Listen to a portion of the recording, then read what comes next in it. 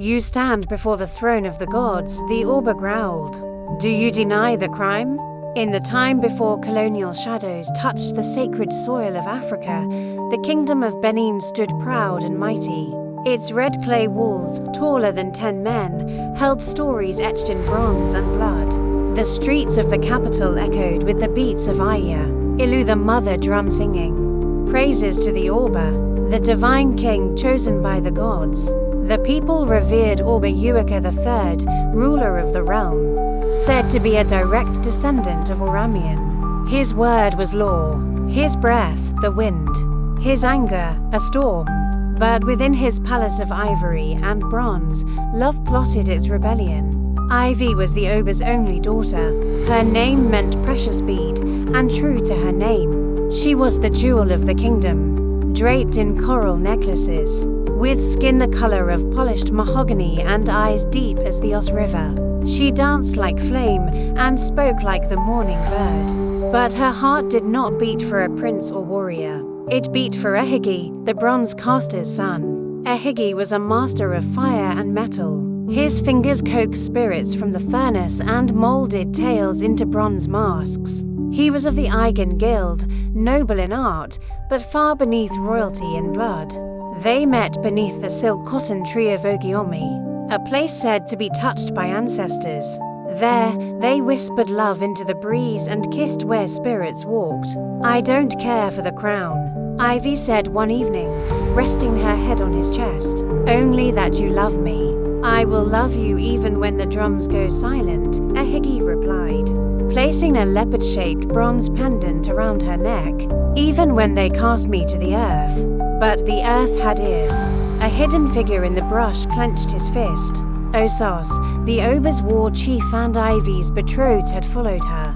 His desire for her was not just love, but power, and in that moment, vengeance was born. The next morning, Osos stood before the Oba in the bronze courtyard. My king, he bowed, lips curled. I bring news that stings the gods. Your daughter has given herself to a commoner. Silence fell like dusk. The Oba, mighty in leopard skin and coral beads, rose from his throne. The daughter of kings with a caster. I saw it with my own eyes, Osos lied. At the tree of Ogiomi, the Oba's face grew dark.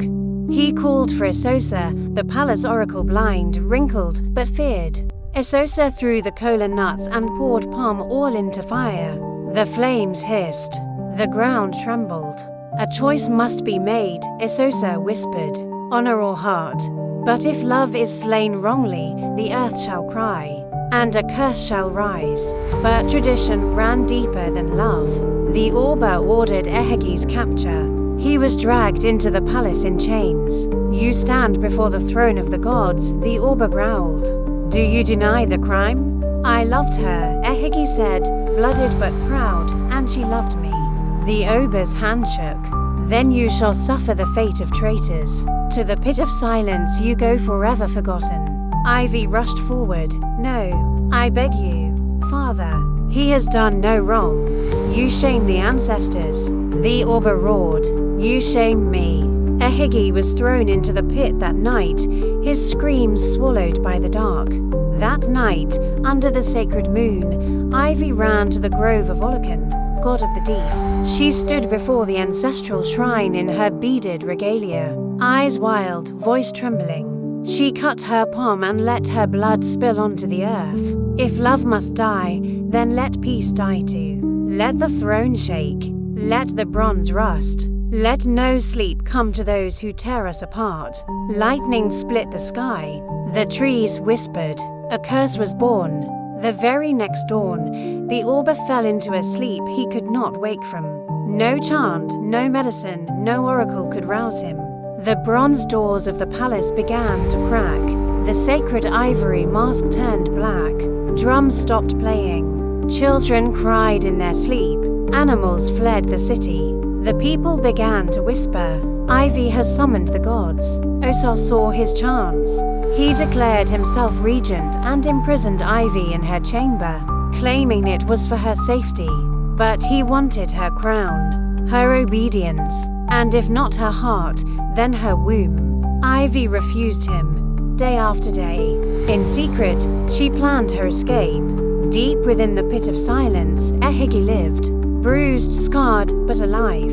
He had survived on roots and rain, his spirit burning like molten bronze. He was rescued by the outcasts, those banished by the Oba in years past. They had made the forest their home, worshipping the old gods and living by forgotten truths. They told Ehegi of the land's suffering, of Ivy's imprisonment, of Osis's rising cruelty. And so, with a blade carved from obsidian and a heart forged by fire, Ehegi returned.